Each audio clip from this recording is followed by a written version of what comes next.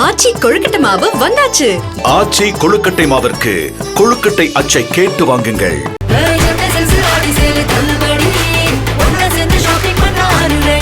The Chennai Silks and Aha Oho Adi Sale 50% வரை தள்ளுபடி. 20 படங்கள் ஏ சர்டிஃபிகேட் படத்தில் ரஜினி சார் நடிச்சிருக்காருன்னா அவங்களால நம்ப முடியுதா? கூலி படம் ஏ சர்டிஃபிகேட்னு சொன்னதுலேருந்து ரஜினி சார் எப்படி வந்து ஏ சர்டிஃபிகேட் படத்தில் நடிக்கலாம்? அவருக்கு வந்து ஃபேமிலி ஆடியன்ஸ் அதிகமாக இருக்காங்களே, ஏன் இப்படி பண்ணார் அப்படின்ற மாதிரி நிறையா டாக் இருக்குது. கூலி படத்தோட ட்ரெய்லர் பார்த்ததுக்கப்புறமாவும் வயலன்ஸ் நிறையா இருக்குது. பெருசாக வயலன்ஸ் அதில் வந்து ட்ரெய்லரில் காமிக்கலை. லோகேஷ் கனகராஜ் வந்து டீசெண்டான வயலன்ஸ் பேஸை வந்து காமிக்கிறதுல ரொம்ப தரமான ஆள் அப்படின்னு சொல்லலாம். சரி, ஓகே. 20 படங்கள் ரஜினி சார் ஏ சர்டிஃபிகேட் படத்தில் இதுக்கு முன்னாடி நடிச்சிருக்கிறாரு. அதுவும் 36 வருடத்துக்கு முன்னாடி. அது என்னென்ன படம் அப்படின்றத பார்க்கலாம். நம்பர் 1 புவனா ஒரு கேள்விக்குறி. நம்பர் 2 காயத்ரி. நம்பர் 3 அவள் அப்படித்தான். நம்பர் 4 இளமை ஊஞ்சலாடுகிறது. அப்புறம் கை கொடுக்கும் கை. இந்த படங்கள் வந்து இன்னும் சில படங்கள் இருக்குது, அதை நான் வந்து சொல்கிறேன். முக்கியமாக கை கொடுக்கும் கைன்னு ஒரு படம் இருக்குது. இந்த படம் வந்து பார்த்திங்கன்னா மகேந்திரன் சார் வந்து டைரக்ஷன் பண்ணியிருப்பார். இந்த படத்தில் வந்து ஒரு பாட்டு இருக்கும். தாளம்பூவே வாசம் வீசு தாயின் தாயே கொஞ்சி பேசு. ஸோ இந்த பாட்டு பாடினதுக்கப்புறம் உங்களுக்கு கண்டிப்பாக தெரிஞ்சிருக்கும் இது என்ன படம் அப்படின்னு சொல்லிட்டு. ரேவதி மேம் வந்து கண்ணு தெரியாதவங்க நடிச்சிருப்பாங்க. அவங்க கூட ஒரு ஃப்ரெண்டு இருப்பாங்க. ஆக்சுவலாக ரஜினி சாரும் ரேவதி மேமும் கல்யாணம் பண்ணியிருப்பாங்க. அவங்க தனியாக வந்து ஒரு இடத்துல வந்து தங்கியிருப்பாங்க. இந்த இடத்துல வந்து பார்த்திங்கன்னா ரேவதி மேமால் பார்க்க முடியாது, அதாவது கண் பார்வை கிடையாது. சின்னி ஜெயந்த் அவர்கள் வந்து அவங்க வீட்டில் வந்து ஒத்தாசைக்கு இருக்கிற மாதிரி ஒருத்தவங்களாக இருப்பாங்க.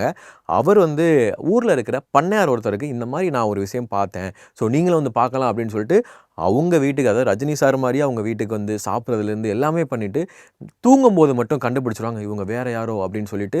ஸோ அந்த இடத்துல வந்து ஒரு ரேப் சீன் வரும். ஸோ அதுதான் இந்த படத்துக்கு வந்து ஏ கண்டென்ட் அப்படின்னு கொடுக்கறதுக்கான வாய்ப்புகள். இப்போ நான் சொன்னேன்ல ஒரு 20 படங்களை வந்து ஏ சர்டிஃபிகேட் நடிச்சிருக்கிறாரு அப்படின்னு. ஸோ அந்த படங்களில் ரஜினி சார் எந்த இதுலேயுமே வந்து ஒரு கெட்ட வார்த்தை பேசுகிறதா இருக்கட்டும், பேட் மீனிங்காக இருக்கட்டும், இந்த மாதிரி எதுவுமே இல்லாமல், முகம் சொலிக்கிற மாதிரி எந்த ஒரு இதுவும் இல்லாமல் அந்த கதைக்கு என்ன தேவையோ அதை நடிச்சிருப்பார். அது மற்றவங்க தான் இந்த மாதிரி ரேப் சீனாக இருக்கட்டும் இதெல்லாம் வந்து பண்ணியிருப்பாங்க. ஸோ இப்போ நம்ம ஒரு சின்ன எடுத்துக்காட்டுக்கு கை கொடுக்கும் கையே நல்ல ஒரு ஃபேமிலிக்கு தேவையான ஒரு படம் தான். ஸோ அதுவும் பார்க்க தான் ஒரு பாசம், அன்பு, இந்த மாதிரி ஒரு நல்லா தான் இருக்கும் படமும். அதுவும் இல்லாமல் அந்த டைமில் ரஜினி சார் ஒரு சூப்பர் மாஸ் ஹீரோவாக இருந்துட்டு இந்த மாதிரி கதைகள் வந்து தேர்ந்தெடுக்கும் போது அது நார்மல் ஆடியன்ஸுக்கு அது கொண்டு போய் சில விஷயங்களை சேர்க்கணும் அப்படின்றதுக்காக தான் இந்த கதைகள்லாம் நடிச்சிருப்பார்.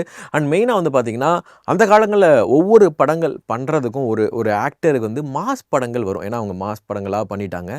நமக்கு மக்களுக்கு ஏதாவது சொல்லணுமே, நம்ம வித்தியாசமாக ட்ரை பண்ணணுமே அப்படின்றதுக்காக ரஜினி சார் வந்து ட்ரை பண்ண படங்கள் தான் இதெல்லாம். அவள் அப்படித்தான் எல்லோரும் பார்த்துருப்பீங்க.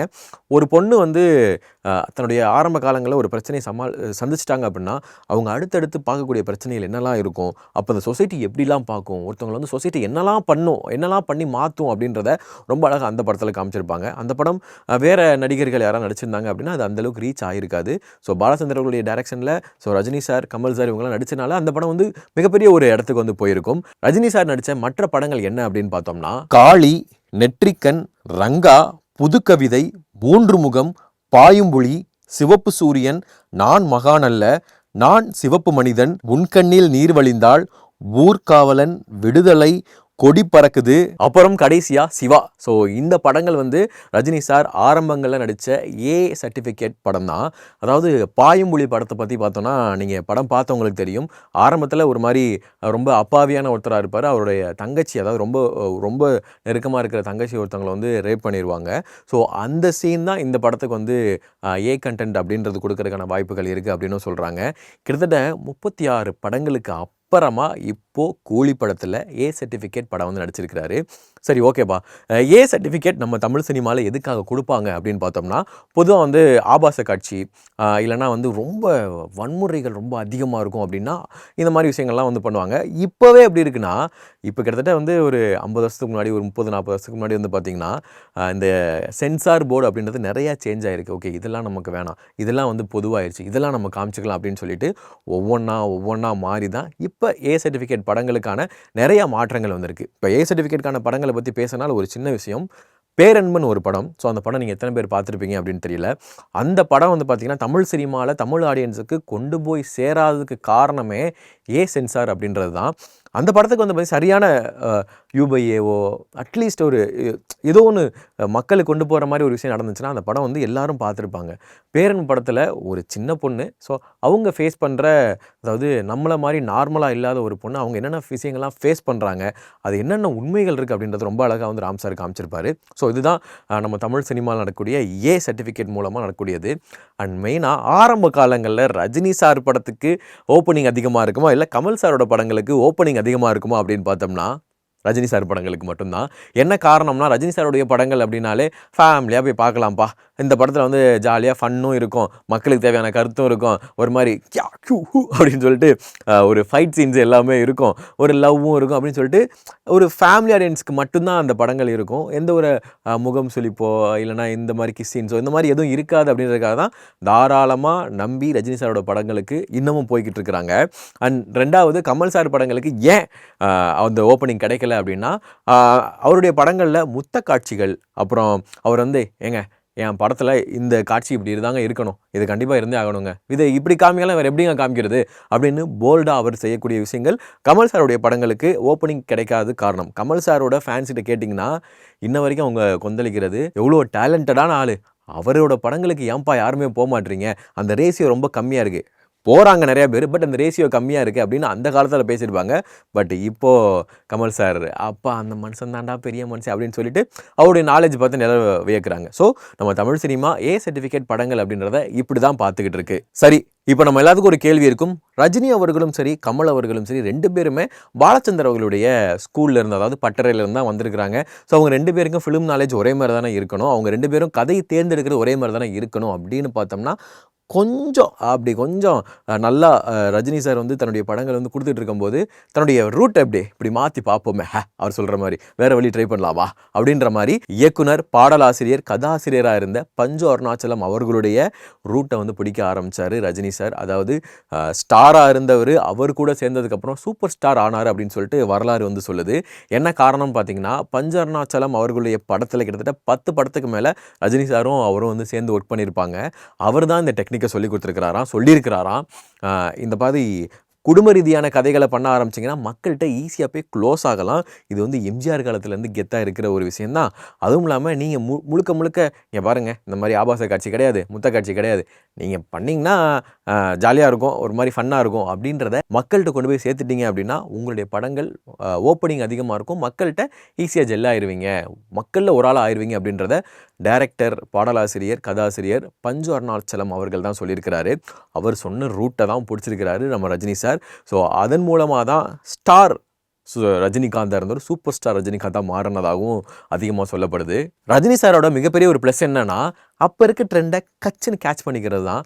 ஓன் அலும்பை பார்த்தவன் உங்கள் அப்பா விசில கேட்டவன், ஓன் மவனும் பேரனும் ஆட்டம் போட வைப்பவன் அப்படின்றது செம கரெக்டான ஒரு லிரிக் தான் அவருக்கு. ஏன்னா இப்போ வரைக்கும் ரஜினி சாரை வந்து ரஜினி படம்டா பார்க்கலாம்டா அப்படின்னு சொல்கிறதுக்கு ஏகப்பட்ட காரணங்கள் இருக்குது. அதுக்கு என்ன காரணம்னா, இப்போ ரீசெண்டாக சொல்லிகிட்டு இருக்கிறாங்க விக்ரம் படத்துடைய வசூல் அதிகமாகிருச்சுப்பா, அதனால தான் 36 வருஷத்துக்கு அப்புறமா தன்னுடைய அந்த ஒரு கட்டுக்கோப்பான ஒரு விஷயம், ஏ கண்டென்ட் படம், ஏ சர்டிஃபிகேட் படம் நடிக்க மாட்டேன் அப்படின்றத உடைச்சிட்டு இப்போ தன்னுடைய படத்துக்கு ஹைப்பு கொடுக்கணும், தன்னுடைய படங்களுக்கு வந்து எப்படி இருந்தாலும் படம் ஓடணுங்க, எப்படியா வசூல் ரீதியாக கலெக்ட் பண்ணணுங்க அப்படின்ற மாதிரி ஒரு டாக் இருக்குது.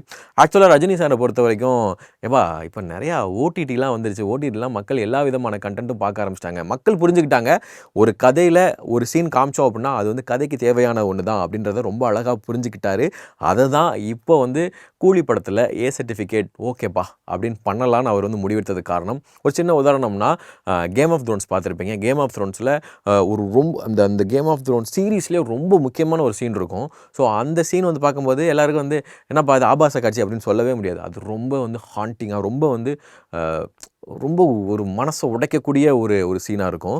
ஸோ அதை பார்த்தா எத்தனை பேருக்கு ஆபாச காட்சி மாதிரி தெரியுமா, யாருக்குமே தெரியாது. ஸோ அவ்வளோதான் டிஃப்ரென்ஸ். ஸோ மக்கள் வந்து பழகிட்டாங்க, இது கதைக்கு தேவையான ஒன்று அப்படின்றது தெரிஞ்சுக்கிட்டாங்க. ஸோ அது கூட ஆபாச காட்சி அண்ட் நிறையா வந்து பார்த்திங்கன்னா ஃபைட்டு, வைலன்ஸ் இதெல்லாம் வந்து பார்க்குறதுக்கு முதல்லாம் சொல்லுவாங்க பார்த்தீங்களா, ஒரு அருவா எடுத்து வெட்டினாங்க படத்தில் அப்படின்னா, அது வந்து ஐயோ என்னப்பா அப்படி கொள்றாங்க அப்படின்னு இருக்கும். இப்போ வந்து பார்த்தோன்னா சூப்பராக வெட்டுறாருல, அங்கே பாருங்கள் அந்த ரத்த கலர் கரெக்டாக வச்சுருக்கிறாங்க. இந்த மாதிரி டெக்னிக்கலாகவும் மக்கள் பார்க்க ஆரம்பிச்சிட்டாங்க. அப்போ இருந்த நம்பகத்தன்மையும் இப்போ சினிமாவில் கூட நம்பகத்தன்மையும் நிறைய டிஃப்ரென்ஸ் இருக்குது. இப்போ இருக்க சினிமாவை முழுக்க முழுக்க கலையாக பார்க்க ஆரம்பிச்சிட்டாங்க. ஸோ அதனால மக்கள் ஏ சர்டிஃபிகேட் அதெல்லாம் யோசிக்க மாட்டாங்க. அது ஓகே. நிறைய பேர் சொல்கிறாங்க, சூப்பர் ஸ்டாரு யாருன்னு கேட்டால் சின்ன குழந்தையும் சொல்லும். அப்போ சின்ன குழந்தைங்க இந்த படத்துக்கு போக முடியாதா அப்படின்னு கேட்டால், எஸ் 18+ ஏ சர்டிஃபிகேட் கொடுத்துருக்குறாங்க. ஸோ அது எந்த மாதிரி ஒரு அஃபெக்ட் கொடுக்கும் அப்படின்றத நம்ம படம் வரும்போது பார்த்தா தான் தெரியும். ரஜினி சாருடைய ஆரம்ப காலங்களில் டைரக்டர் பஞ்சு அருணாச்சலம் சார் எந்த அளவுக்கு ஒரு க்ளூ கொடுத்து இந்த டோனில் போப்பா ஃபேமிலி ஆடியன்ஸை பிடிக்கலாம் அப்படின்னு சொன்னாரோ, இப்போ ரஜினி சார் பிடிச்சிருக்கிறது பாலச்சந்தர் அவர்களுடைய அந்த டோன் தான். நீ என்ன பண்ணாலும் மக்களுக்கு கதையாகவும் கொண்டு போய் சேரணும். கதை ஹீரோவால் கதை இல்லை அப்படின்றத ரஜினி சார் வந்து எப்போயுமே புரிஞ்சு வச்சுருப்பார். சூப்பர் ஸ்டார் அப்படின்றதுக்காக படங்கள் தேடி போய் பார்க்குற நிறைய பேர் இருக்கோம். அதை தாண்டி இப்போ மக்கள் வந்து கதையும் பார்க்க ஆரம்பிச்சிட்டாங்க அப்படின்றத ரஜினி சாரும் தெரிஞ்சுக்கிட்டார். அதனால தான் கூலி படத்தில் ஏ சர்டிஃபிகேட் இருந்தாலும் கதை கண்டென்ட்டாக இருந்தால் அதை கண்டிப்பாக நம்ம பண்ணலாம் அப்படின்னு சொல்லிட்டு களத்தில் இறங்கியிருக்கிறாரு. ஸோ நவ் ரஜினி சார் இந்த வேர்ல்ட் ஆஃப் பாலச்சந்தர் சார் அப்படின்னு சொல்லலாம். கூலி படத்துக்கு டிக்கெட் சேல் எப்படி இருக்குது? கிட்டத்தட்ட நம்ம நார்த் அமெரிக்கா அந்த பக்கம்லாம் 40,000 டிக்கெட்ஸுக்கு மேலே சோல்டு ஆக போகுது அப்படின்னு சொல்லியிருக்கிறாங்க. ஸோ இந்த ஹைப் வந்து என்ன சர்டிஃபிகேட்டாக ஏ சர்டிஃபிகேட்டாக இருந்தாலும் யூஏவாக இருந்தாலும் யூவாக இருந்தாலும் அந்த ஹைப் வந்து குறையவே இல்லை அப்படின்னு சொல்கிறாங்க. அண்ட் மக்களுக்கு ஓரத்தில் யோசிக்கிற விஷயம் என்னென்னா, எப்பா நாங்கள் ஃபேமிலியோடு பார்க்கக்கூடிய ஒரு படம்பா, அது எப்படிப்பா நாங்கள் போகிறது தேட்டர்லேயே சில தேட்டர்லாம் வந்து பார்த்திங்கன்னா இன்னும் தமிழ் சினிமாவில் எங்கள் ஏ சர்டிஃபிகேட் படம் கொடுத்துருக்காங்க, சின்ன பசங்க ஏன் கூப்பிட்டு வரீங்க அப்படின்னு கேட்குறதுக்கான தேட்டர்லாம் இருக்குது. அதுவும் கேட்குறாங்க. சின்ன பசங்க பார்க்கக்கூடாது அப்படின்றதும் இந்த படத்துக்கு ரொம்ப முக்கியம். ஒருவேளை ஓடிடி ரிலீஸ் ஆனால் பார்க்காம இருப்பாங்களா? அது அவங்க வீட்டில் இருக்கிறவங்க பார்த்துக்கிறத பொறுத்து தான். பார்க்கக்கூடாதுன்னா பார்க்கக்கூடாது அப்படின்னு சொல்லிட்டு அவங்க வளர்ந்ததுக்கப்புறம் பார்த்துக்கலாம்ப்பா அப்படின்ற மாதிரி இருக்கும். ஒரு ஆடியோ லான்ச் ஃபங்க்ஷனில் லோகேஷ் கனகராஜ் சொல்லியிருக்கிறாரு, இந்த படத்தில் அதாவது கூலி படத்தில் இன்டர்மிஷன் பேங்கிங்காக இருக்கும். ஏன்னா நான் ரஜினி சார் கூட படம் பண்ணேன்னா, ரஜினி சார் கூட படம் பண்ணியிருக்கேன் அப்படின்னா அந்த இன்டர்மிஷன் செமையாக இருக்கணும். அதனால நானே வந்து ஆடியன்ஸ் கூட அந்த இன்டர்மிஷனுக்கு ஆடியன்ஸ் எப்படி ரியாக்ட் பண்ணுறாங்க அப்படின்றத பார்க்குறதுக்கு ரொம்ப ஈகராக வெயிட் பண்ணிட்டுருக்கேன் அப்படின்னு சொல்லியிருக்கிறாரு. அதே மாதிரி அமீர் கான் சொல்லியிருக்கிறது என்னென்னா, இங்கே பாருங்கள், இது வரைக்கும் நான் எந்த படத்துக்கும் கதை கேட்காம நான் ஒத்துக்கிட்டதே கிடையாது. ஆனால் கூலிக்கு கதை எதுவுமே கேட்காம ரஜினி சாருக்காக ஆமாங்க நான் பண்ணுறேன் அப்படின்னு சொல்லிட்டு உடனே ஒத்துக்கிட்ட படம் அப்படின்னு சொல்லியிருக்கிறாங்க. நாகார்ஜுனா சார் வந்து சொன்ன விஷயம் என்னென்னா, கிட்டத்தட்ட இந்த படம் பார்க்கும்போது எல்லாருமே ஹீரோ மாதிரி இருக்கும். எல்லாருக்குமே வந்து கதை அமைப்பு வந்து பார்த்தீங்கன்னா கிட்டத்தட்ட லீட் ரோல் மாதிரி தான் இருக்கும். ஸோ ரஜினி சார் இதை ஒத்துக்கிட்டாரா அப்படின்னு தான் எடுத்தோன்னே நான் லோகேஷ் கனகராஜரை கேட்டேன். அதுக்கு பண்ணலப்பே அப்படின்னு ரஜினி சார் சொன்னதாகவும் லோகேஷ் கனகராஜ் சொன்னார். ஸோ அதனால தான் இந்த படத்துக்கு நானும் ஒத்துக்கிட்டேன் அப்படின்னு சொல்லியிருந்தார். ஸோ எல்லோரும் பேசுகிற மாதிரி இவ்வளோ பெரிய காஸ்ட் அண்ட் க்ரூ இருக்கும்போது லோகேஷ் கனகராஜ் எப்படி அதை ஹேண்டில் பண்ணியிருப்பார் அப்படின்ற ஒரு விஷயத்துக்கு வந்து எல்லோரும் வந்து க்யூரியஸாக தான் வெயிட் பண்ணிகிட்டு இருக்கிறாங்க.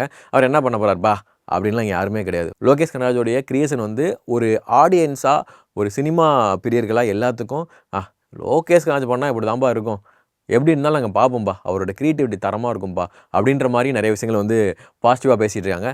நம்பர் 2, ட்ரெய்லர் பார்த்த எல்லாருமே என்னங்க ரொம்ப சட்டிலாக இருக்குது அப்படின்னு சொல்லிக்கிட்டு இருக்கவங்க இப்போ ட்ரெய்லர் ஒரு 10-15 தடவை டெய்லி காலர் ரொட்டீன் என்ன காலையில் எழுந்திரிச்சோன்னே ஓகே கூலி ட்ரெய்லர் ஒரு தடவை பார்த்துருவோம், சாயங்காலம் இருக்க அது மாதிரி ரெகுலராக பார்க்குற ஒரு டோனில் இருக்குது. ஸோ அதுதான் உண்மையான ஒரு ஒரு ஃபேன் ஃபாலோயிங் சொல்லலாம். இன்னொன்று இதுதான்ப்பா ஆமாப்பா இப்போ தான்ப்பா நான் இன்னொன்று நல்லா பிடிக்குதே, வெறுக்கக்கூடாது ஒரு சில விஷயம். அது கூலி படத்தில் நடக்காது அப்படின்றதுல எந்த வித மாற்று கருத்தும் கிடையாது. உங்களுக்கு கூலி படத்துக்கு எந்த விதமான ஹைப் இருக்குது, ஏ சர்டிஃபிகேட்னு சொல்கிறாங்களே, அதை பற்றி நீங்கள் என்ன நினைக்கிறீங்க? ரஜினி சார் நடித்த படங்களில் இதுக்கு முன்னாடி நடித்த படங்களில் ஏ சர்டிஃபிகேட் படங்களா இதெல்லாம்? உண்மையிலே ஆமாவா உங்களுக்கு முன்னாடியே தெரியுமா அப்படின்றதையும் கீழே கமெண்ட் பாக்ஸில் போட்டுருங்க. நன்றி, வணக்கம்.